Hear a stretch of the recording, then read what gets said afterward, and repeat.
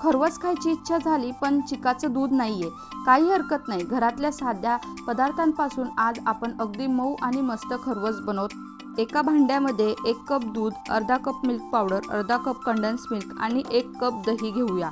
आता हे सगळं छान मिक्स करून घ्यायचं आहे। मिक्स करताना एक गोष्ट लक्षात ठेवा, गाठी अजिबात राहू द्यायच्या नाही। आता त्यात विलायची पावडर आणि थोडं केशर घालायचे, हलक्या हाताने परत मिक्स करायचे। एका डब्याला तूप लावून घ्यायचं आणि खरवस दूध त्याच्यात घालायचे।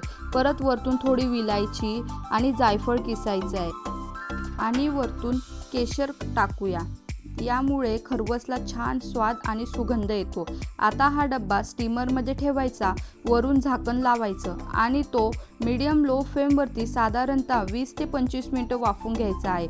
20-25 मिनिटांनंतर बघा आपलं खरवस छान सेट झालं आहे। आता तो पूर्णपणे थंड होऊ द्या। व्यवस्थित थंड होऊन सेट झाला की त्याचे छान तुकडे करून घेऊया।